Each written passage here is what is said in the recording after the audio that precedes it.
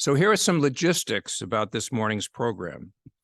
After Dr. Baravecchio's introduction, each of our two distinguished speakers will speak for 35 or 40 minutes. Immediately after, we will move into a Q&A, finishing around noon. We will have lunch spread on the table there over on this side and invite you to stay, have some, and continue the conversation. Note that the program will be continuous with no scheduled break. You are welcome at any time to use the men's and ladies' rooms, which are out the door, that door there, either of these doors, right in between those two doors, actually. And I think I would suggest if you need to walk here, you'll be in front of the camera, but it's better than tripping on the cords that are back there. So feel free to come across here as you need to. Today's program will be recorded and posted on the Harvard Catholic Forum YouTube channel. The recording can be accessed through the archive on the forum's website, harvardcatholicforum.org. There will also be a link to the recording on the events page at guildofstluke.org. Please let friends and colleagues who couldn't be with us today know that they can tune in to the recording later. About the Q&A. All of us, especially the speakers, look forward to your questions, so please have them ready. The Q&A will be included in the live stream, but note that the Q&A section will be omitted from the recorded version. So questioners, be assured that your voice and questions will not be out on YouTube later and forever. Also about the Q&A, for those of you on Zoom, unfortunately, we are not set up technically to take questions from the virtual audience. So there's just one thing that I need to ask of you. Please help us and our co-sponsors by taking 2 minutes to fill out the survey about the program. For our in-person audience, there is a very brief paper survey. You should have received one along with a pencil when you came in. If not, there are more on the table by the door. And please, as you leave, take a minute to fill it out and leave it in the basket by the door. And finally, I want to draw your attention to another basket by the door marked contributions. You can help defray the cost of this program by leaving either cash or check made out to the Guild of St. Luke in this basket as you leave. Thank you for your support. And now, please welcome Dr. Baravecchio to introduce the program.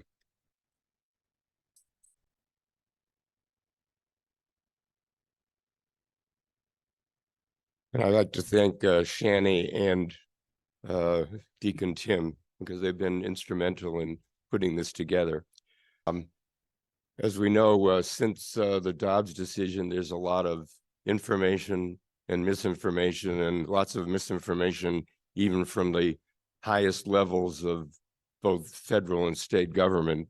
So the board of the Guild of St. Luke, we had been talking about putting together a program to evaluate these things, and we got together with the Lawyers Guild, and we thank them for their co-sponsorship.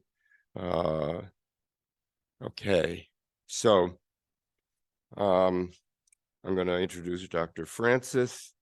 Dr. Christina Francis is a board-certified OBGYN in Indiana.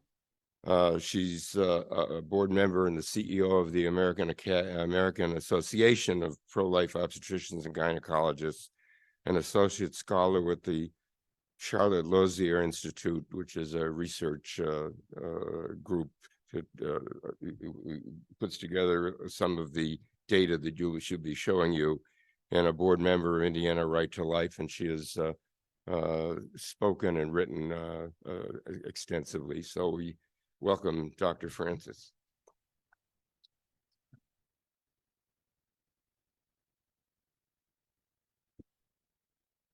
Thank you, Dr. Baravecchio, and thank you all for being here on a Saturday. I'm going to try and get this started here. Okay.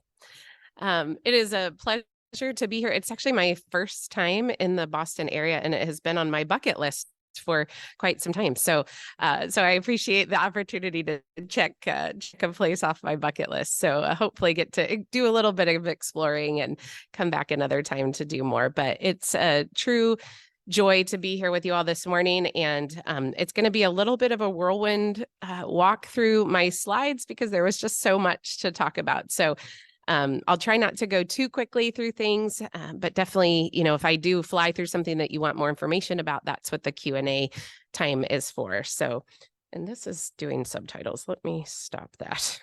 There we go. Don't know why that was doing that. So just to give you guys a little bit of background, if you're not familiar with APLOG, the American Association of Pro-Life OBGYNs, we have been in existence now. We're in our 51st year. So we came into existence in 1973, not coincidentally. You probably recognize that date as the year that the Roe v. Wade decision came out. And the reason that APLOG was established is because members within ACOG, the American College of OBGYNs, saw the leadership of ACOG really starting to move in a more pro-abortion direction, where they really had been fairly neutral prior to that.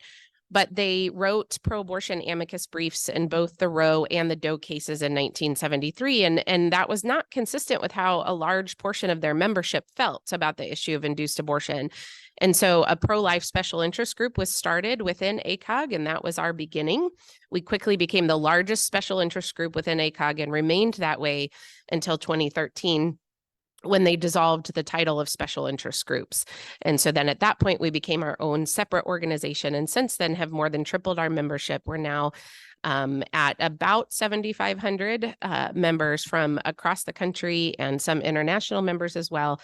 We are the largest non-sectarian medical organization representing pro-life medical professionals in the world. And so we exist to equip our members who are not just OBGYNs. We've debated whether or not we should change our name because we actually have many, many specialties. Basically, anyone who is providing medical care for pregnant women who cares about life-affirming medicine is welcome to join us. And in fact, we have many subsections. We recently started an emergency medicine subsection because we had some ER physicians come to us and say, our professional organization no longer represents us because they're so radically pro-abortion. Now, can we come underneath of you? And we said, yes, absolutely. So we have lots of specialties that belong with us, and we represent them not only to provide the evidence that they need to support their life-affirming practice, but also to defend their right to practice life-affirming medicine. And so we represent them in the court systems as we defend the rights to practice. And I know that that's an issue that's becoming even more pertinent here in the state of Massachusetts as well. So want you all to know about us, and I'll talk a little bit at the end about some more information. So as we think about what happened in our country after the Dobbs decision, of course, for those of us who are pro-life, the Dobbs decision was a huge landmark victory, right? It was something that the pro-life movement had worked towards for 50 years. And I'll be honest with you, I was taken aback a little bit by the level of disinformation that was spread afterwards, especially within the medical community. So the Dobbs decision was issued on a Friday. On Saturday, I work as an OB hospitalist now, and I do 24-hour shifts at the hospital. And so on Saturday, I was on shift at the hospital, and my phone blew up all day long. Some, joyous texts celebrating the Dobbs decision, but a lot of medical friends who were texting me and saying, is it true that now we can't treat ectopic pregnancy? Is it true that now we can't treat life-threatening conditions in pregnancy? Text after text after text. And I just thought, what on earth? Are you kidding me? We should know better than this. And so it really shocked me coming from medical professionals. But what I realized was I think we have a whole generation of medical professionals and beyond medicine who have grown up, and Roe was the law of the land. They haven't known any different than Roe. And so because of that, I think there were a lot of assumptions that the medical care that we provide, even those of us who don't do induced abortions, maybe that was only allowed because Roe was the law of the land. And so there's been a lot over the last year and a half of education that APLOG has really been trying to do to clear up this confusion. And also fighting the culture war of, and this is a quote from Jill Biden from last year on the anniversary of Dobbs, there's this culture war that we're fighting too of people thinking that this was a right that was conferred to them by the Constitution, which my legal friend here will talk about, that now has been taken away. And I think especially as Americans, we don't like it when our rights are taken away, right? I mean, that's deeply embedded in us. And so not only are we fighting sort of medical misinformation, but we're fighting this war on a cultural front as well. And what my job is to help women especially, but to help our culture at large understand that you do not need induced abortion in order to receive excellent health care. And taking elective induced abortion away does not mean that women are going to die in droves because they can't receive the care that they need. So, my favorite movie ever. If anyone in here does not know what movie this is, shame on you, okay? So I had one of the songs, as you all probably know from that movie, from Sound of Music, is one of the lines is, "Let's start at the very beginning," a very good place to start. This is actually, I think, the basis of a lot of confusion in this country right now, is that people are defining terms differently. And so we need to all start with the same definition of terms so that we know exactly what we're talking about. So the word abortion, I think before the Dobbs decision, most people understood when we said the word abortion what we were talking about. Since the Dobbs decision, all of a sudden people seem very confused as to what this word means. So how do we define abortion? Well, so we can have a legal definition of it, and this is what is really contested right now, or people will say that it causes confusion, even though I don't think that it does. So I pulled the definition from the Texas law because I think it's actually a really good definition, and I won't read all of it, but you can see here that basically what it boils down to is anything that's done with the intent to cause the death of an unborn child, or the intent to cause the death of an embryo or a fetus. But it is not an abortion if the act is done with these other intents. So save the life or preserve the health of that child, remove a child who has already passed away naturally, or remove an ectopic pregnancy. So these are very clearly exempted in the Texas law. And the other reason I pulled Texas is because, of course, that's where we're hearing a lot of these really tragic and horrific stories, right? Coming from that supposedly women couldn't receive the care that they need because of the law. Elsewhere in the Texas statute, it also very clearly defines what we would call a life of the mother exception. So if a woman's life is in danger, or if there's a threat to permanent impairment of a major bodily function, it is very clearly defined. And for any medical professionals in the room, we know how to determine that almost always. We can see that coming, okay? It doesn't sneak up on us. So we have a good legal definition, I think, in many of the state statutes. But then there's this medical definition, which honestly is a little murky and should be changed, in my opinion. So technically, medically, abortion means the ending of any pregnancy prior to 20 weeks, regardless of what ends that pregnancy. So whether it be spontaneous, like a miscarriage, whether it be induced, like what we think of culturally when we talk about abortion, or, maybe whether it be a medical situation where mom's life is in danger and you have to intervene to separate mom and baby early. All of these things, if it happens under 20 weeks, would be called an abortion. And so this is what's being used then to sow confusion about what it is that we're talking about and what it is that is being restricted when states pass pro-life protections.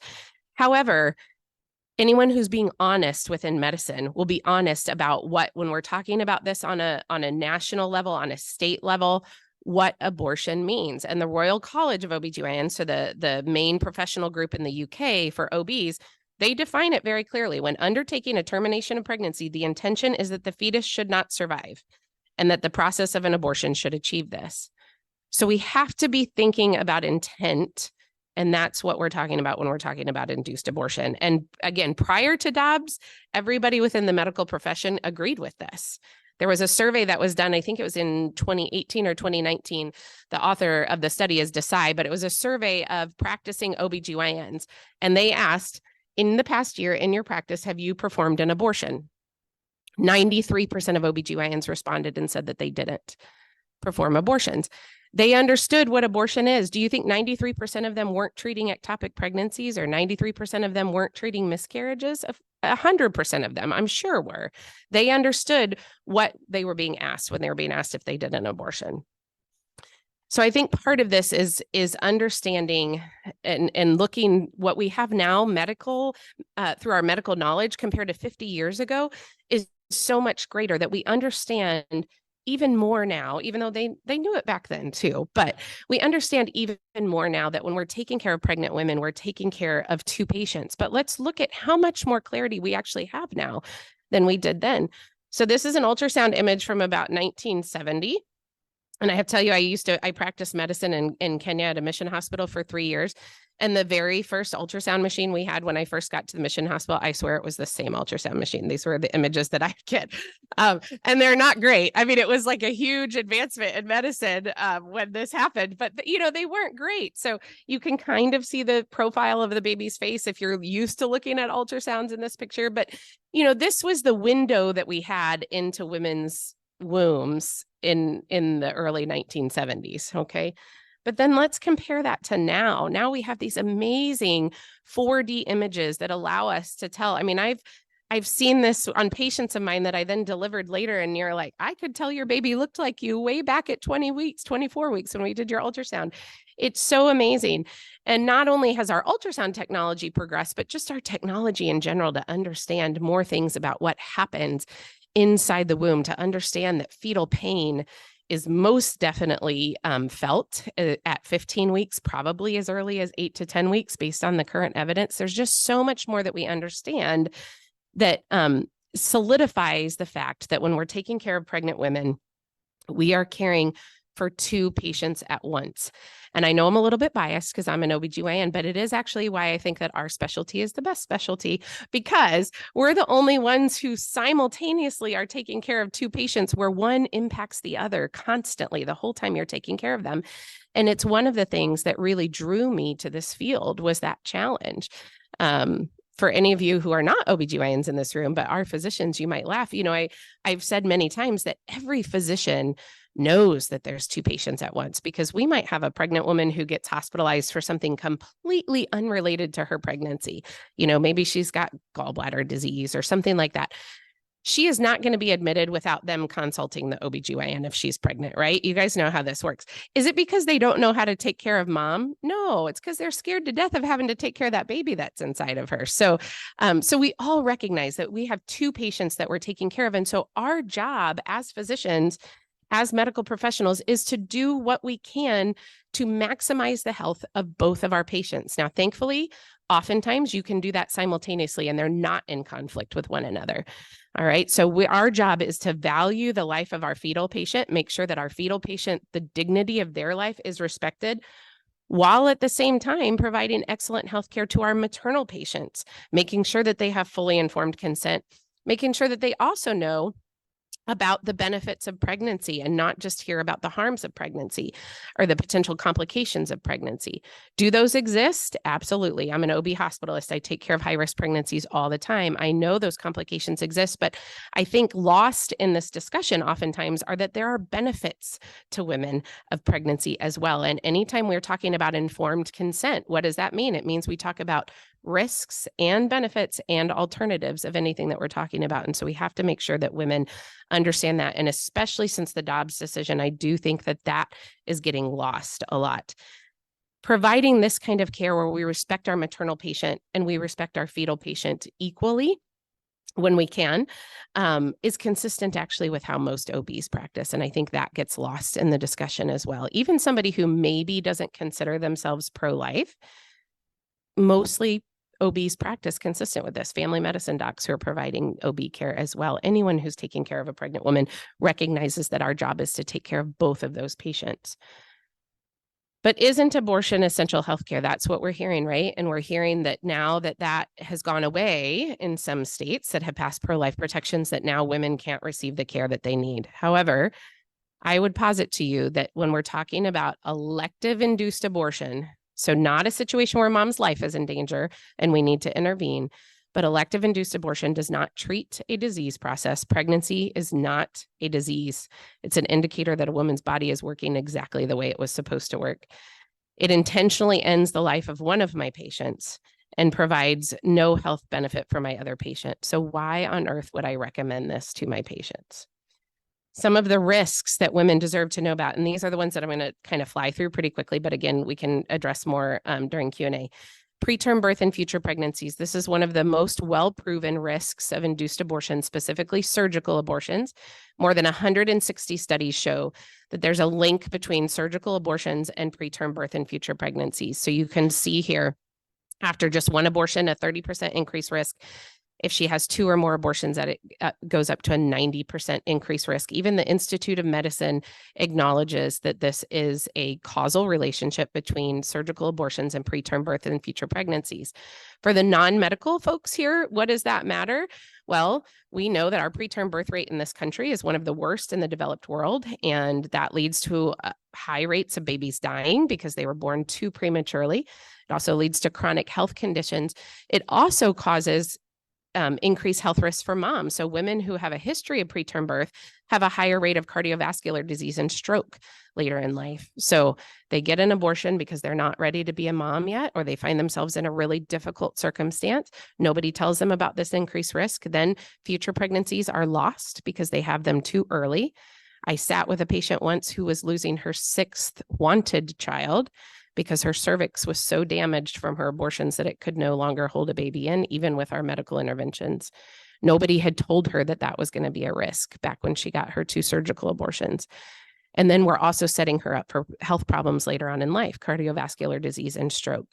So this is not benefiting my maternal patient, also obviously not benefiting the fetal patient who loses their life. One important thing to know, especially as chemical abortions or medication abortions increase in frequency in the US, and we're going to talk later about how they're being done and why surgical completions would be more common. For women who start their abortions with the pills, but then have to have their abortion surgically completed, there was one study that showed that they have a 300% increased risk of preterm birth and future pregnancies. So while it's only a subset of women who start their abortions with the pills, those women that have to have surgical completions, which could be as high as about 8%, even when it's only done in the first trimester, have a much higher risk of preterm birth and future pregnancies. And that leads to situations where their babies are clinging to life. And again, you know, I always think back to that patient that I sat on her bed with her and cried with her because she'd had an abortion when she was young. She didn't think she was ready to be a mom. She didn't have the support that she needed.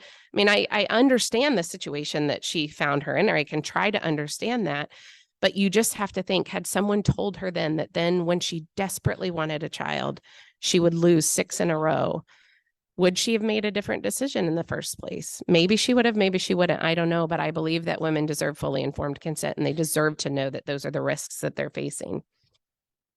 We know that abortion also has a significant negative impact on women's mental health. So many who argue that this isn't the case will interpret the relief that a woman feels. So they'll do these immediate surveys after women have abortions, and they'll say, well, they feel so much better. They're so thankful that they had their abortion. Well, how many of you who have been in a crisis situation immediately when the crisis passes, of course you feel relief, right? So of course these women feel relief. However, when you follow them out over years, there is an increasing body of evidence to say that over time, that feeling of relief declines and feelings of negative emotions related to the abortion then begin to increase. But this requires following women out for years and years, oftentimes. This impact includes much higher rates of depression, anxiety, substance abuse, and suicide. So just to point out a couple of things, many of you, if you hear someone arguing that this is not the case, typically the cohort that they will rely upon to argue that abortion does not negatively impact mental health is something called the turnaway cohort. So the same cohort of patients was used to produce about 50 papers, actually. But this cohort really has fatal flaws baked into it. And so then that pervades all 50 papers.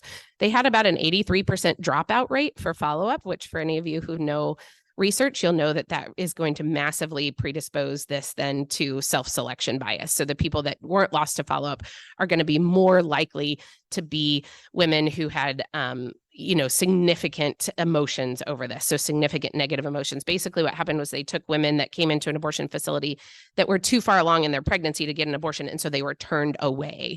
And so that's where the turnaway cohort name comes from. And so this study or this cohort claims to show that when women don't get abortions that they want, that they have negative mental health impacts. However, what they refuse to acknowledge, even though the main author of this study, in her book about the study, she gives this statistic that at 5 years, 95% of those women who couldn't get abortions were thankful that they didn't get their abortion and that they were able to go on and have their child. All right. So this is the main thing that abortion advocates will claim when they say that we're adversely impacting women's mental health when we deny them abortions. However, 2/3 of the studies that have been done on this topic show a negative impact of abortion on mental health. And you can see here some of the risk factors. So many women who are getting abortions will have at least one, if not many, of these risk factors.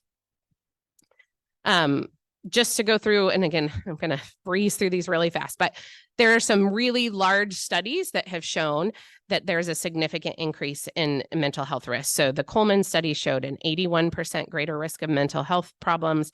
There's a study out of Finland that showed a 6 times increased risk of suicide, a 10 times increased risk of homicide, and increased rates, again, of depression, anxiety, PTSD, and substance abuse. And in a time in our country where we are in a mental health crisis and we have a lack of professionals to provide help for people with mental health, we are not addressing this huge contributor to the mental health problems in our country. All right, but what about maternal mortality? So is it true that if we don't have legalized abortions, that we are going to lose women's lives because they are going to die now from these pregnancy complications that wouldn't be quote unquote treated by abortion? Well, let's look at that. So many of you probably know in the US, we're actually really bad at collecting data. We're better if you go to countries with centralized, socialized medicine, because they typically will have centralized databases. And so when we look in countries like Finland and other places that have done these database studies, you're not reliant upon a woman reporting back to you or a doctor reporting a complication, that sort of thing, because you can just go to the health registry. So this Finnish study looked at deaths in reproductive age women, and they looked at, were they higher in women who had full-term pregnancies or were they higher in women who had abortions? What they found basically was that women who had abortions were 3.5 times more likely to die within a year than a woman who carried her pregnancy to term. And actually 76% more likely to die compared to non-pregnant women. So it wasn't just the pregnancy that was increasing their risk of dying. It was actually the abortion itself. So and that was the link. And I think somebody's going to provide these slides for you guys, so don't worry about writing all these things down. But basically what they found, just to show you, the risk of death within a year of abortion was 83 out of 100,000 women. Risk of death for a non-pregnant woman was 57. And risk of death within a year of a term pregnancy was 28 out of 100,000 women. So that showed a protective effect actually against death for childbirth, which is not what you often hear quoted in this country, which is based on one study that was a bad study. I can talk about that in another time, but that said that abortion is 14 times safer than childbirth. Many of you guys have probably heard that statistic quoted. It's based on a flawed study, and it goes against what good studies actually show. All right. And then just another one, there was another study that was actually published that looked in Mexico, looked at states that restrict abortion more and then states that are more permissive of abortion. What they found actually was that the maternal mortality rate was higher in states that had more access to abortion than in states that were more restrictive. And let's look at the US. So the latest statistics from the CDC on maternal mortality, many of you might have heard of them, They are abysmal, I'll say that.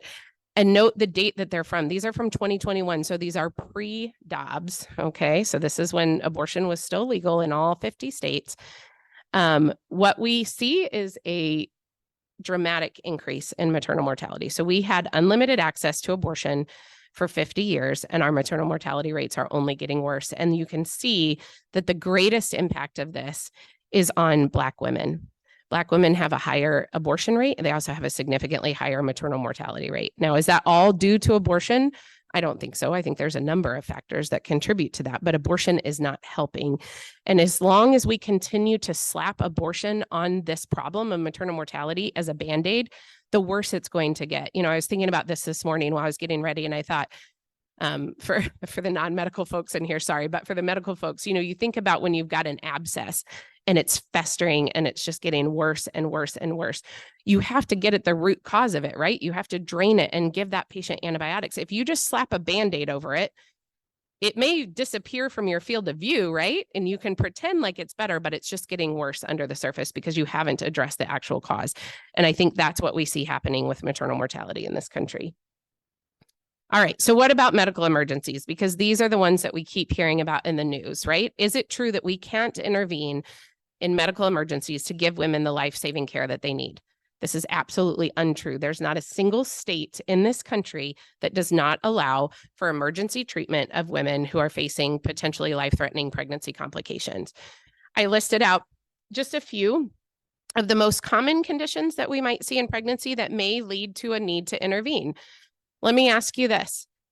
If a woman was facing any of these conditions, so all of these have the very definite potential of being life-threatening for women. If she's facing this and you're beyond the point where baby is viable outside of mom, so right now, depending on where you're at in the country, that's going to be somewhere between 21 and a half and 24 weeks of pregnancy. It's very dependent on where you are in the country right now. But let's say she's 25 weeks and she has one of these conditions. Would an induced abortion whose only intent is to end the life of that fetal patient, would an induced abortion ever be necessary in any of these situations when you are beyond the point of viability? No, because what do we do as obstetricians if a woman has one of these life-threatening complications? We deliver her. Okay, I do it all the time.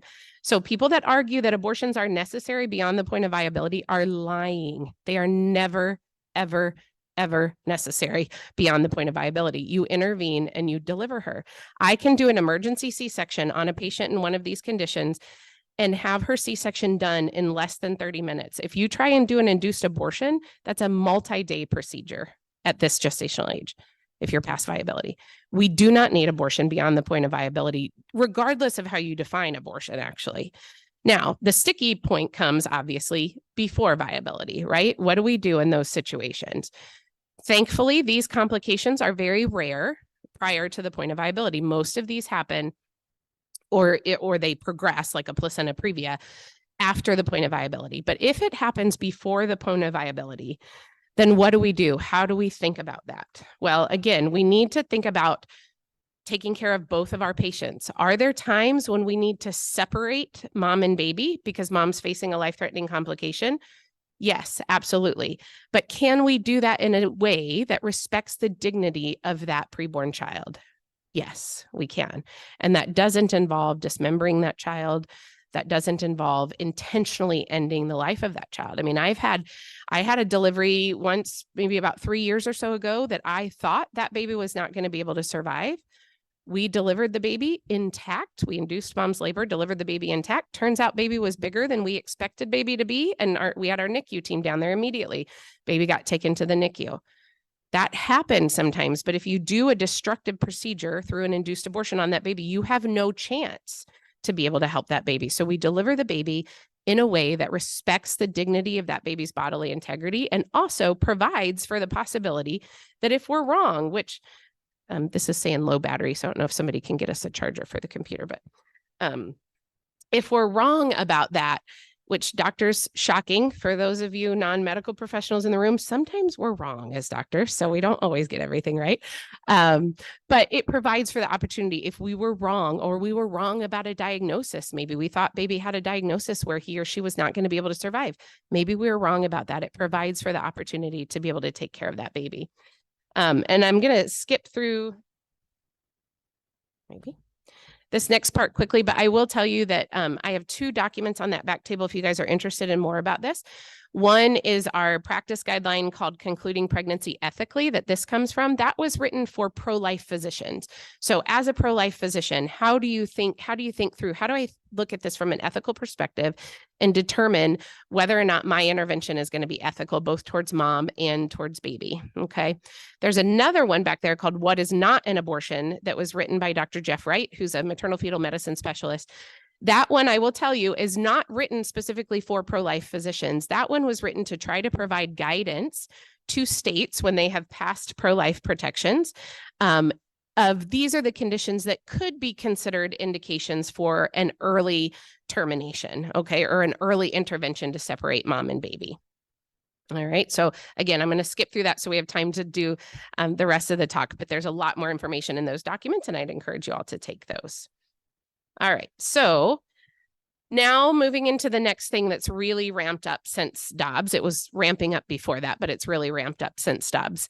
And that is the topic of chemical abortion or abortion pills or medication abortion. This is becoming, well, it really is the next frontier for the abortion industry. And it's a way, which we'll see, for the abortion industry to work around any state law, actually. So my home state of Indiana passed a good pro-life protection law, but women in my state can still access these because of what the FDA has done with these and along with the abortion industry. So what is chemical abortion? Again, it's often called the abortion pill, medication abortion, medical abortion. It's not, though, and this is important to remember, that we're not talking about the morning after pill or Plan B. Those are very different things. Okay, so it's not what we're talking about when we talk about medication abortion or chemical abortion. It's a very specific 2-drug regimen of 2 M medications, mifepristone and misoprostol, and we'll talk through what those do. So mifepristone, the first one, some of you may remember it being referred to as RU486. When it was first approved in the US, that was the drug name that it went by, and so some people still reference it as that. Mifeprex is the brand name. So that is a pill that women take on the first day when they're seeking an abortion. So this is a woman has a clinically recognized pregnancy and she wants to have an abortion. She takes these pills. So that's different, again, from Plan B or the morning after pill.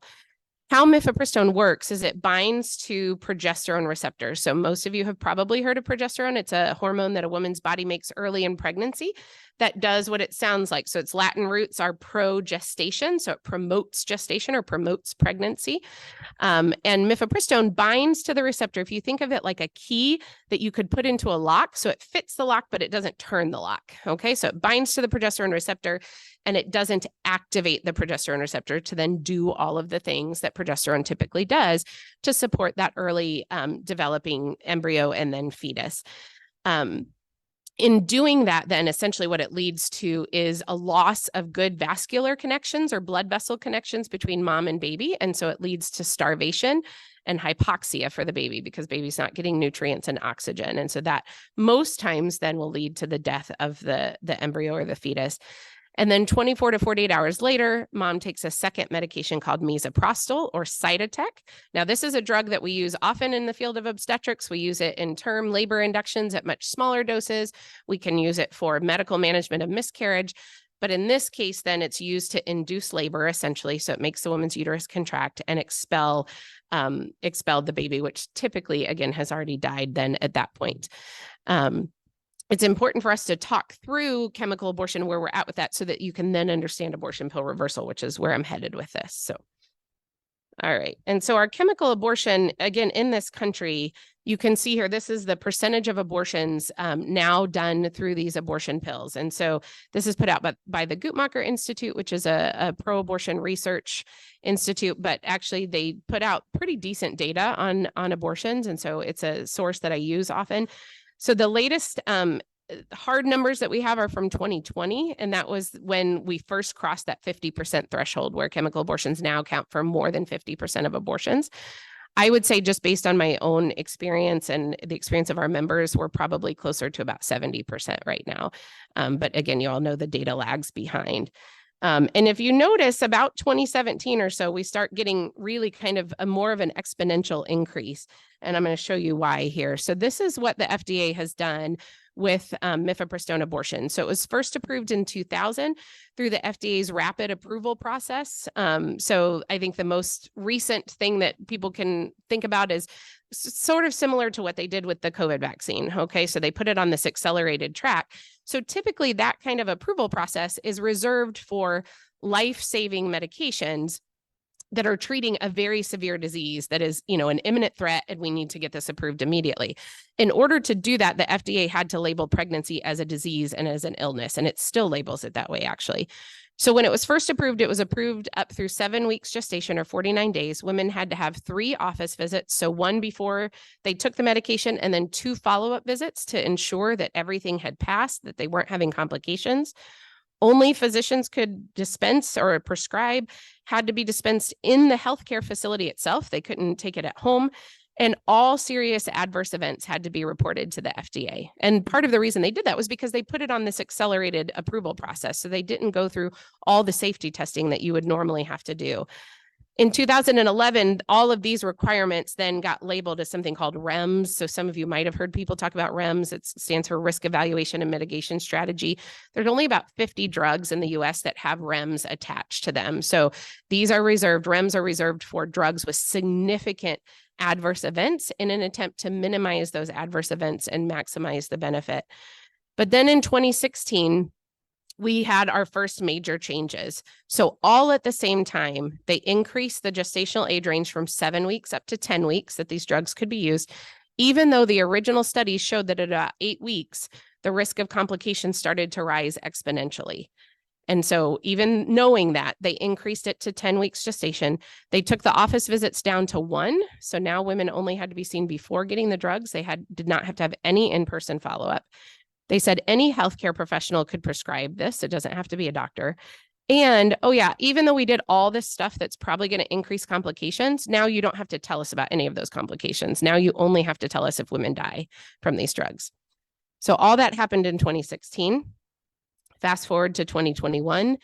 Now the FDA took away the in-person dispensing requirement. So now no office visit is required. Women can get these online. They can go online onto one of 70 websites and order them, and they can be delivered to them via mail.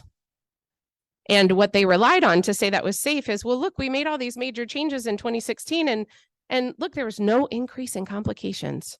Isn't that amazing?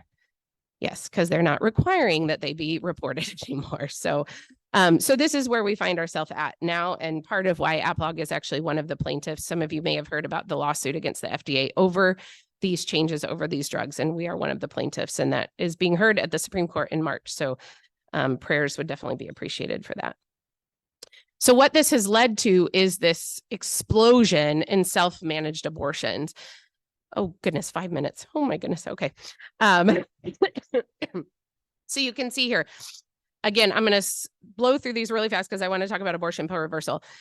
This is leading to increased dangers for women. So as I said, the farther along in pregnancy a woman is when she takes these drugs, the higher the risks. Well, if they're not being seen in person, we have no idea how far along they are when they're ordering these drugs. If she takes them when she's 10 weeks pregnant, her risk of needing an emergency surgery is about 1 in 10, 1 in 8 to 1 in 10. If she takes it just 3 weeks later at 13 weeks, her risk of needing emergency surgery goes up to 1 in 3. So this is really significant, especially if women with no access to healthcare are taking these drugs farther along in pregnancy. Also, it negates truly informed consent. For any physician in here, you know, when you give a patient informed consent, it's informed consent that's tailored to her specific situation, right? When you're talking about risk, how on earth are we giving women informed consent if we have no idea what their actual risk related to these drugs are, because we don't know how far along they are. Also, they're not being screened for ectopic pregnancy. In oral arguments at the Fifth Circuit, the FDA's lawyer said the best way to screen for ectopic pregnancy when it's being dispensed online is ask a woman if she has shoulder pain. Any physician in here knows if she has shoulder pain with an ectopic pregnancy, it means she's got a belly full of blood and she needs to be on an operating table now. This is not the way women should be treated. Ectopic pregnancies occur in 1 in 50 pregnancies. These are not rare. And the problem is the symptoms of a rupturing ectopic pregnancy are exactly the same as the symptoms a woman experiences when she has a chemical abortion. So how is she supposed to know that it's from an ectopic pregnancy and not her abortion process? So she'll stay at home and lose precious time before presenting to the emergency room. All right. We're also not screening for RH. If she's RH negative and then she's not going to get RhoGAM, we are going to see an increase in RH-ISO immunization, which is a fancy word for RH disease that causes problems in future pregnancies. All right. Women and their children deserve better than this. And really, you guys, this is something that I think no matter where someone stands on the issue of abortion, we should all be in agreement that this is medical malpractice for women. This is not taking good care of them. But I don't want to leave you on a sour and sad note. So the one silver lining to the fact that more abortions now are being done via these pills is that we do have an opportunity for women who start the abortion process, who change their mind and regret that decision and want to try to save their baby. And that is through abortion pill reversal. And again, I'm going to have to go relatively quickly through this, but abortion pill reversal was first done in 2009 by 2 doctors actually simultaneously on opposite coasts, Dr. Matthew Harrison and Dr. George Delgado. And what they did, they had patients that were coming to them who had taken that first drug, mifepristone, and who said, I changed my mind. I want to try to save my baby. Is there anything that I can do? Well, Dr. Harrison and Dr. Delgado went to their textbooks and they looked at how mifepristone works, and they found that it is, in fact, based on the manufacturer's own studies, mind you, a reversible competitive inhibitor at the progesterone receptor. So for those of you who have taken biochemistry, you may remember when you have reversible competitive inhibition, how do you reverse it? Well, you flood the system with the original substrate that was meant to act at that receptor, right? And you can outcompete that inhibitor. So they thought, well, we use progesterone all the time in first trimester pregnancy for threatened pregnancy loss. What if we gave her large doses of progesterone consistent with what reproductive endocrinology physicians use, same doses, and see if that can outcompete the mifepristone, because it actually did in some of the manufacturers' studies as they were developing the drug. And so they did that, and they published this first case series. It was small. It was only 6 patients, but 4 out of the 6 women had carried their pregnancies successfully to term. And so they said, well, this is not a definitive study by any means, but we certainly should be looking into this more. So as they looked into it, they started to think, well, what about a control group though? Because we all know, right? Randomized controlled trials are sort of the gold standard when we're looking at developing new therapies. But in their minds, because they had some animal studies that would back up that this would work. They had the manufacturer's own studies that said that this should work. It probably would be unethical to give someone a placebo. And so what they did was they went back through the previous medical literature and looked at all studies where women had just taken the first drug, but didn't take the second drug. And for whatever reason, they didn't take it. And then how many of those had ongoing pregnancies? And what they found was that a high percentage of women had what we call incomplete abortions, meaning the baby had died, they just had it past everything. But when you looked at how many of them their babies actually survived, it was up to a max of 25%. And that's really actually being generous. It was probably closer to 15 to 20%. So then they used this as their control group for their next study. So this was a much larger case series that was published in 2018 that looked at just over 750 women who received actually a variety of different protocols. So they were trying to figure out what would be the best protocol. Would it be intramuscular injection? Would it be vaginal progesterone, oral progesterone? What they found was that the 2 best groups were the high dose oral. 68% of them had babies that they carried to term and or carried at least to the point of viability, and 64% in the IM group. And then again, use that sort of proxy control group from the historical literature of 25%. So saw a significant increase in survival. They found that the birth defect rate is no greater than the general population. The preterm delivery rate actually was lower in this study than the general population. And this is consistent with what ACOG and the practice or the package insert for mifepristone actually say, that there's never been a birth defect associated with mifepristone exposure. All right. And currently there's more than 4,500 babies that are alive because of APR, including ones that I've delivered, including one that just delivered about 3 weeks ago, who is alive because of this miracle. More than 1,000 people are providing this now in 13 different countries. All right, I'm going to have to go really quick through this, but I want, especially because this is becoming a very pertinent issue in this state specifically. So I want you guys to know how to respond to some of the objections. So progesterone in the first trimester, these are the objections, is that progesterone in the first trimester is experimental. It's not FDA approved. There are no randomized controlled trials to support this, and it's junk science, and we shouldn't be experimenting on women. So progesterone in the first trimester is not experimental, you guys. We've been using it for 50 years in the field of obstetrics. It has proven safety in the first trimester. In 1999, even the US FDA said that there are no risk of birth defects in pregnant women that were taking progesterone.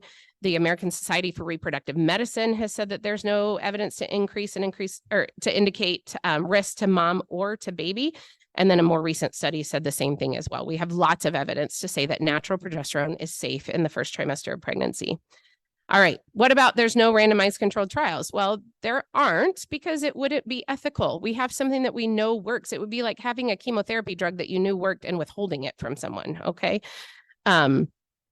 It's also hypocritical because mifepristone was approved without a randomized controlled trial as well. So there's only been one randomized controlled trial that was done. This is the only trial that opponents of APR have to quote. And it was a trial by Mitchell Kreinen, who is a well-known abortionist, that was ostensibly stopped early due to safety concerns. And so this is what's used to say APR is not safe. but we really need to look at the data. So I'm going to claim 5 extra minutes. I'm sorry, because this is so important for the state of Massachusetts. All right. So how did he design the study? He did a double-blinded placebo control. He took women who were going to have abortions anyways, and they came in, and the plan then was if they took mifepristone and then took progesterone and they had an ongoing pregnancy, that they would just have their abortion completed surgically. So they all got mifepristone, and then half the women got a placebo and half the women got progesterone. Okay.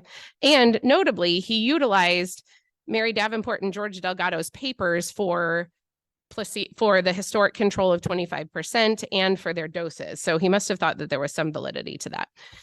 All right. So the study was stopped early. Only 12 patients were enrolled during the months that it was ran. 2 patients exited the study voluntarily. So essentially you had 10 patients remain for the final analysis, 5 in the progesterone group, 5 in the placebo group. This is a very small study.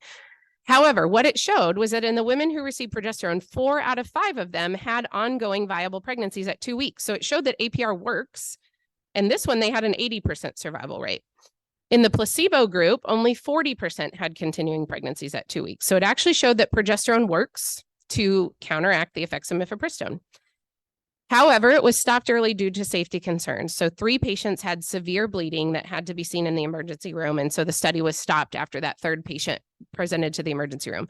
So this is where opponents of APR stop.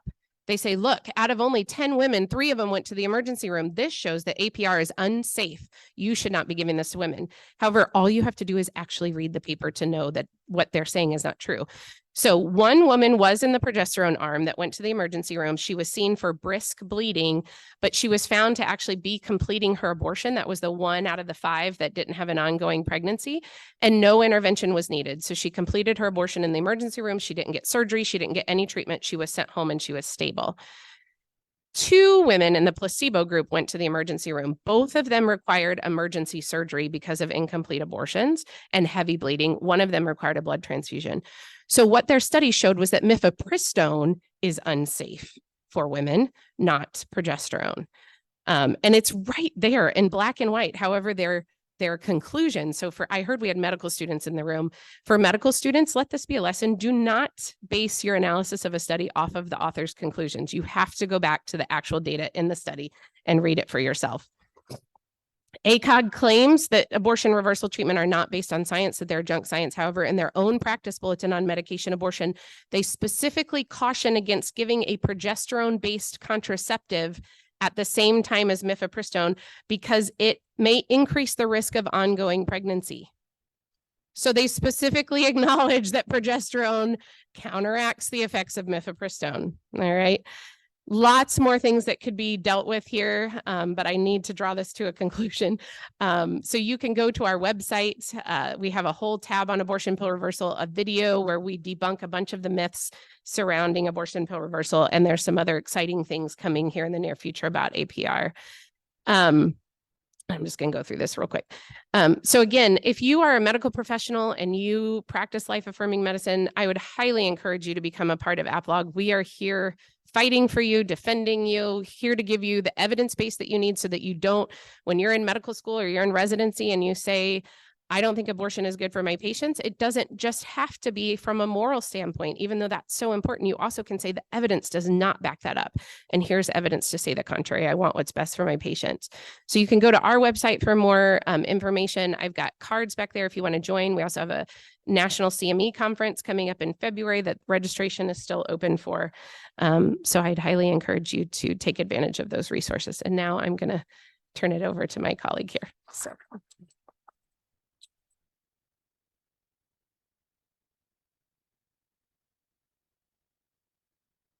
Just a quick note of apology to our live stream audience. These wonderful slides that Dr. Francis had did not come through because of a problem with the screen share. We will email you the slide deck, and the slides will also show up on the recording if you watch that.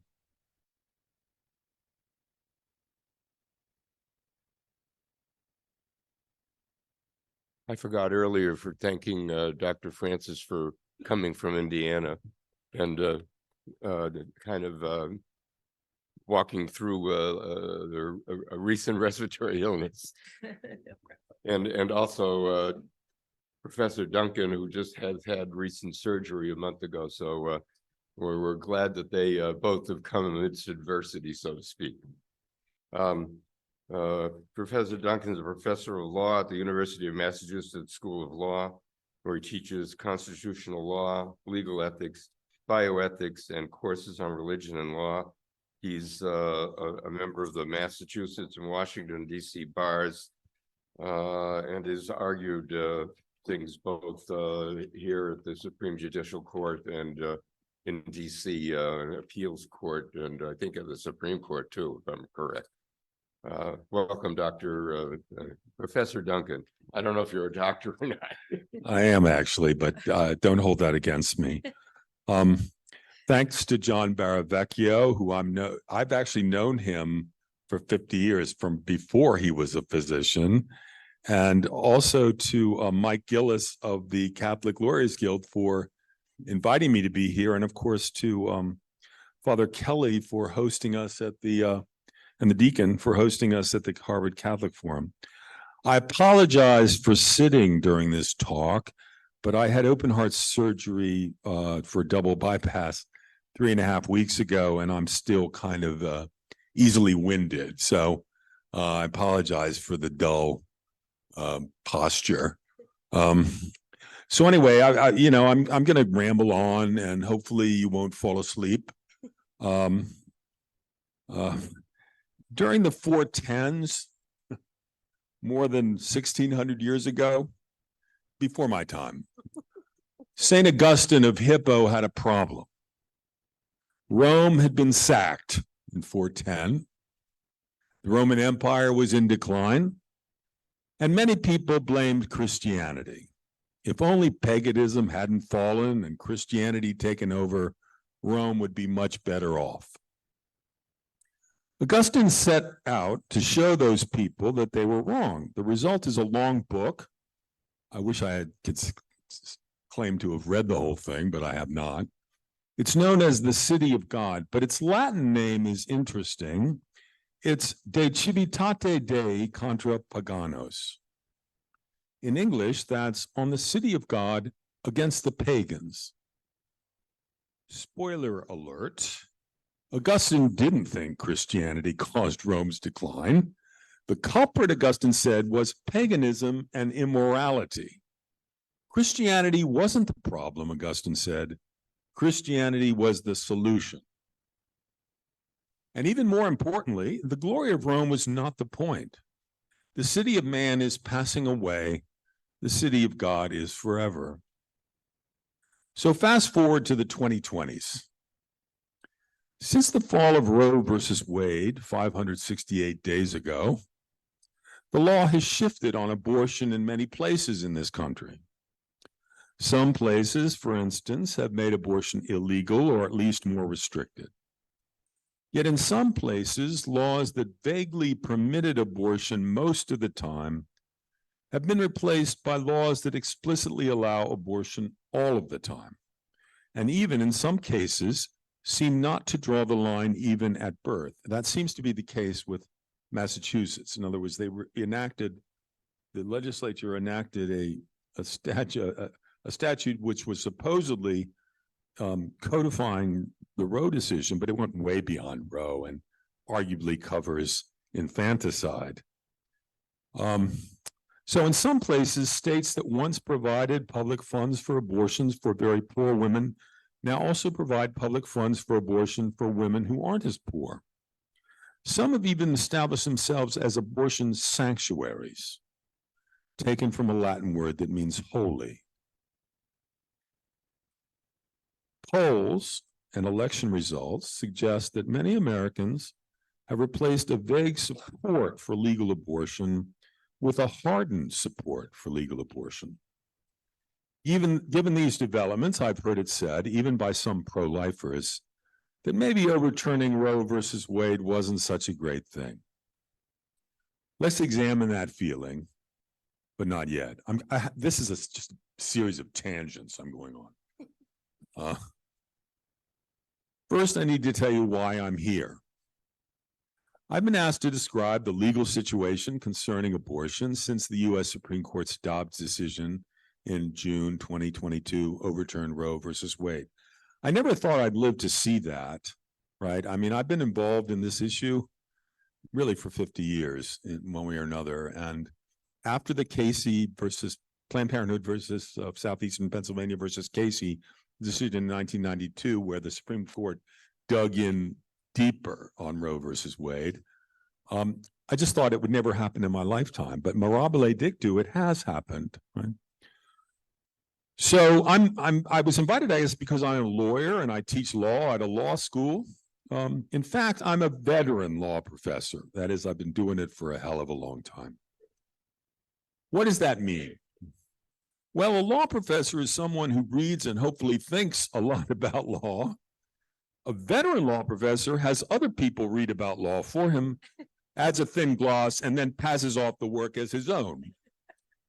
In that regard, I must acknowledge the help of Matt McDonald, a Harvard grad and the best writer I know, and his son Brendan, a junior at Thomas More College in New Hampshire, in helping me with this talk. Helping is, to put it mildly.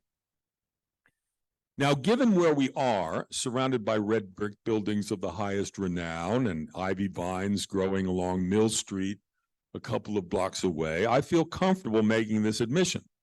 I am confident that my practices amount to, in the words of the Harvard Corporation last month, quote, no violation of Harvard's standards for research misconduct. And here in the text, I add a footnote. You can write it down as footnote 1. And although I love my job at UMass School of Law, I have other hidden skills. For instance, I know how to get from St. Paul's to Massachusetts Hall. I'm also a hard worker. My current job is 24/7. I teach 7 hours a week, 24 weeks a year. I've maintained this brutal schedule for years, taking a break only during the months that do not have the letter R in them.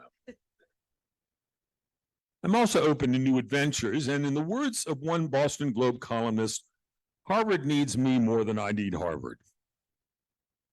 I have to confess, I did participate in the recent lawsuit against Harvard for the discrimination against Asian Americans at admission, and even though we lost at the district court level and the Circuit Court of Appeals level, we won big time at the U.S. Supreme Court. So back to the law, or maybe not, actually, one more diversion. Here's a question. What was the low point of the clergy sex abuse scandal in the Catholic Church? Now, I know what this talk is supposed to be about, but this is a Catholic forum. Most of us here are Catholics. We've all thought a lot about this topic, I think. So let me ask again, what was the low point of the clergy sex abuse scandal? Was it in 2018 when former Cardinal, now laicized Theodore McCarrick, was outed as an abuser of seminarians and altar boys? Was it in 2015 when the movie Spotlight came out and won Best Picture? It's a wonderful film. Actually, I think everyone should see it. But in any case, was it in 2027 when the Archdiocese of Los Angeles acknowledged 508 victims? Was it in 2002 when the Boston Globe revealed that more than 80 priests in the Archdiocese of Boston had abused children? No, it was none of those things. The low point of the clergy sex abuse scandal was the 1960s, 70s, 80s, and 90s, when these unspeakable things were going on and almost nobody knew about it. Healing is slow and it often isn't linear, but even more to the point, healing cannot begin until the truth comes out. We are not done with the clergy sex abuse scandal. The problem lingers. It must be solved. But the low point of priests abusing children and bishops enabling priests to abuse children has come and gone because we all know about the problem and we won't stand for it. And here are the analogies I'm making to return to our subject, right? If I can turn the page.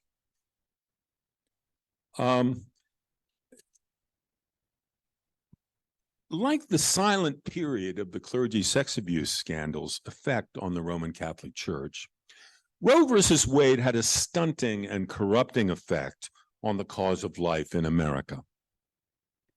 From January 1973, when Roe was issued, until June 2022, almost 50 years later, when Rome fell, it was impossible to make much political progress on abortion because it was impossible for the people to pass judgment on it. A small number of unelected lawyers in black robes prevented that from happening.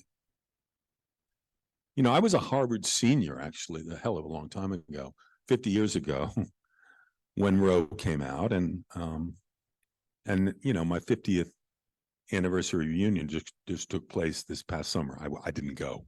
But, we haven't been in a time warp. These unjust justices took a nascent pagan culture and multiplied it. All those years of abortion being legal and almost untouchable through at least the first 2 trimesters of pregnancy have had an effect. It's like religion in the communist country. Once communism fell, you couldn't expect everyone to just go back to church. Many had forgotten how. Once Roe fell, you couldn't expect today's Americans to be just as pro-life as most Americans were in the early 1970s. They've lived for too long in an abortion culture. They've either had abortion themselves or know somebody who's had abortion or whose daughter has had an abortion or whatever. Most Americans may not like abortion and may not like talking about it, but they've become used to it. Many have a correct sense of compassion toward a woman in a tough situation, and incorrectly have little or no compassion for an unborn child in the womb. For many more, perhaps, selfishness is the motive. Everyone wants a back door in case things don't work out the way you hope. For many people, abortion is that back door. Now that Roe is gone, we get to see where the American people truly are on abortion, because Americans, for the first time in 5 decades, actually have a say in it. The results aren't always pretty. I'll get to that in a moment. But it would be remiss of me if I did not mention the major pro-life legislative victories since Dobbs. According to NBC's abortion tracker, 22 states have pro-life legislation. And NBC doesn't call it that. But many of these states had trigger laws that came into effect immediately after the demise of Roe. That is, it resurrected pro-life legislation from before Roe. These laws are the result of hardworking activists and public officials who should be applauded for their efforts. These individuals,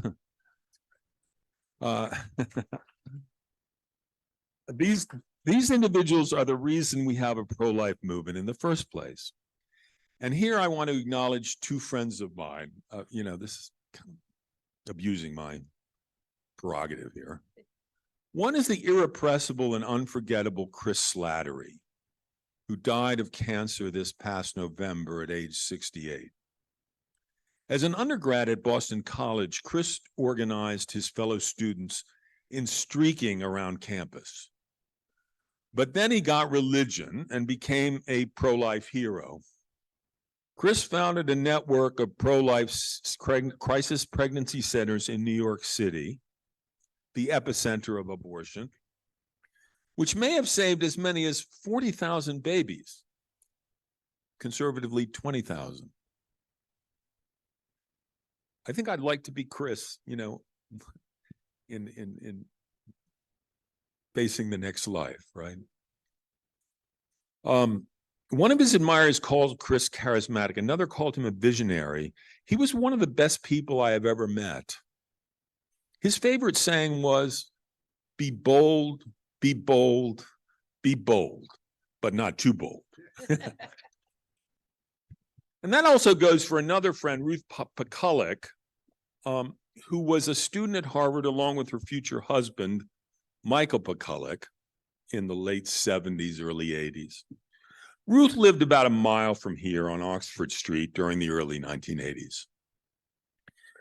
She became a driving force in the pro-life movement in Massachusetts. She was president of Mass Citizens for Life from that time until she died of cancer at age 41 in 1998, 25 years ago, after giving birth to 7 children, one of whom died a crib death. She was also a font of kindness to all she met. I'm pleased to tell you that admirers of Ruth are close to completing a major step in the still early parts of the long road to what we hope will be her canonization by the Catholic Church as a saint. Amazing. A Harvard student becoming a saint. Who'd have thunk that? You know. Okay, so back to my subject, the law. This is why I'm here. You know, I'm having taught law for forever. I like not talking about law.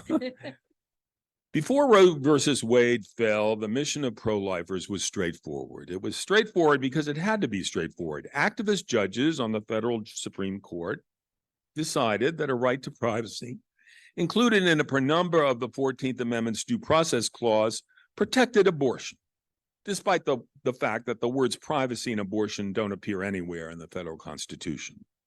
You know the rest. Abortion instantly became legal throughout all 50 states, meaning the most pro-life of places could not bring about sweeping pro-life legislation. I mean, they could nibble around the edges, you know, with things like parental consent laws or waiting periods and so on, but they couldn't substantially interfere with a woman getting an abortion. After 50 years, and despite the overturning of Roe, pro-lifers have gotten stuck in the mindset of a legislative battle. Roe was dismissed, not on the basis of allowing the destruction of life, but because it was bad law. And here I'm quoting Lawrence Tribe. One of the most curious things about Roe, abortion supporter Harvard law professor Lawrence Tribe wrote in 1973, is, quote, is that behind its own verbal smokescreen, the substantive judgment on which it rests is nowhere to be found, unquote. Indeed, Samuel Alito, Justice Alito, in the Dobbs decision wrote that Roe must be turned on the basis that, quote, the Constitution makes no reference to abortion, and no such right is implicitly protected by any constitutional provision, unquote. Attacks on Roe were made through legal channels. Roe's ultimate defeat came from a state law that challenged it, which made its way to the Supreme Court. Abortion is now legally a matter for the states or for Congress. Here's a brief rundown of what happened to abortion law in the United States since Roe fell in June of 2022. In state legislatures, it's been a mixed bag. 14 states now ban abortion in almost all circumstances. 2 states ban it after 6 weeks into pregnancy. 2 states ban it after 12 weeks. 2 states ban it after 15 weeks, all according to the New York Times tracker, which I've footnoted. But 29 states allow abortion through viability, which is about 22 to 24 weeks. And some of those allow it after viability, like Massachusetts. In referenda, since Roe was overturned in June 2022, pro-lifers have lost in all 7 states where voters have voted. That includes purportedly Republican red states like Kansas, Kentucky, Montana, and Ohio, as well as Democratic blue states like California and Vermont, and the toss-up state of Michigan. As many as 10 more states are planning to hold abortion referenda in 2024. The pro-life side will probably lose most of them, and maybe all of them. I hate to say. A side note. One interesting place to watch this year is New Hampshire, where abortion supporters are hoping to pass an amendment to the state constitution enshrining a near absolute right to abortion through 24 weeks, which is the current state of the law there, and a virtually meaningless restriction on abortion during the 3rd trimester. But it so happens that an amendment to the state constitution in New Hampshire takes 60% of each chamber in the state legislature and then 2/3 of the state's voters. I mean, one of the interesting things about state constitutional amendments is how difficult it is in the eastern states like Massachusetts and how easy it is in western states where a simple majority vote can change the state constitution. But in any case, in New Hampshire, right, it's 60% of both houses of the state legislature and 2/3 of the popular vote, right? So because of the supermajorities required, it's possible that New Hampshire will maintain its current meager protections for unborn babies after 24 weeks of pregnancy, with the current exceptions for life and health of the mother and a fatal condition of the fetus. That would be a victory, but would it be much of a victory, really? According to the Federal Center for Disease Control and Prevention, 93% of all abortions occur during the first 12 weeks of pregnancy, and less than 1% of abortions occur after 21 weeks. So we aren't talking about protecting a large portion of the babies who are in danger of being aborted. Why are pro-lifers losing? Some pro-life advocates say it's because pro-lifers get vastly outspent by abortion advocates who broadcast misleading messages to voters, augmented by a willing mainstream media. That there's something to that.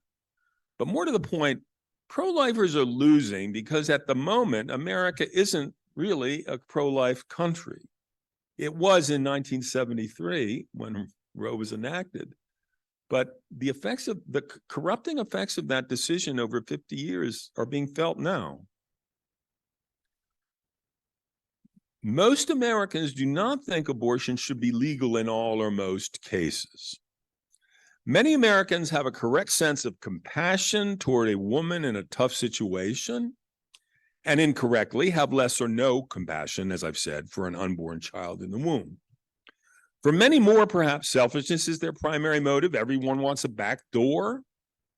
For many people, abortion is that back door. That leads me to the main point of this talk, I think. While I've been asked to talk abortion and the law, abortion is no longer primarily about the law. That doesn't mean that pro-lifers shouldn't try to pass pro-life laws and defeat pro-abortion laws. They should. But the battle for life is no longer primarily a battle in courts, state legislature, and the polls. Clark Forsyth, the senior counsel at Americans United for Life, said in a recent article that, quote, the key challenge of the cause for life after Dobbs is shaping public sentiment in favor of respecting and protecting human beings, unquote. This is exactly right. The country's highest court has said what it should have said all along, that people can decide for themselves what their rules will be regarding abortion.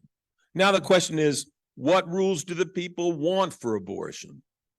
But even more important, what do the people want to do about abortion? What does a pregnant teenager want to do? What do her parents want her to do? What does a pregnant single woman in her 20s want to do? What does a struggling mom in her 30s or 40s with several kids already want to do? What do the men in the lives of these women want to do? What do their friends want them to do? These questions are all about conscience. Conscience is individual, but it is partly formed by culture. We are all powerfully influenced by what seems right to everybody else. Abortion is primarily a matter of culture. In some sense, it always was. At the beginning, I talked about Augustine's book on the city of God against the pagans. Keep that word in mind, pagan. It should not be considered a synonym for evil. True pagans, in fact, are religious. They just have the wrong religion. How do you show them the right one? Andrew Breitbart famously said, quote, politics is downstream from culture. But here's a related point. Culture is more important than politics. And as Christopher Dawson, the great cultural historian who taught at Harvard in the late 50s, early 60s, he repeatedly demonstrated in his lectures at the Harvard Divinity School, religion is at the root of culture. Bad culture comes from greed, selfishness, rage, lust, lies, and abuse. Good culture comes from charity, self-giving, joy, truth, and affection. Joseph Bottom in Commonwealth magazine critiques what he sees as the cold language of rights, seemingly in reference to both sides of abortion. The language we need now is the language of love and care, he writes. We must teach our fellow citizens to love the weak and the fragile. And the weaker and more fragile they are, the more we must love them, welcome them into life, and care for them along the way. This is not accomplished through shouting mobs, but through dialogue, away from the lights and cameras. At its heart, the pro-life movement has never been about making abortion illegal. It's about making abortion unthinkable. How do we do that? Well, we try to create a culture of life, right, to use an expression dear to St. John Paul II. And we do it one person at a time, one moment at a time. How so? Well, here are a few suggestions. When a woman says she's pregnant, the immediate response should always be, congratulations. That's wonderful. Even if she's young and unmarried. I mean, one of the interesting stories about Ruth McCulloch told by her friend, Grace Cheffers, is that they were friends in Worcester, and Grace got pregnant again. And she was surprised that Ruth had this reaction of joy and congratulations, because that wasn't Grace's feeling at the time. But the point is, Ruth's attitude prevailed, right? Grace then went on to have a number of other children, and, you know, it's impressive. When a woman quits her job to raise her kids, the immediate response should always be, congratulations.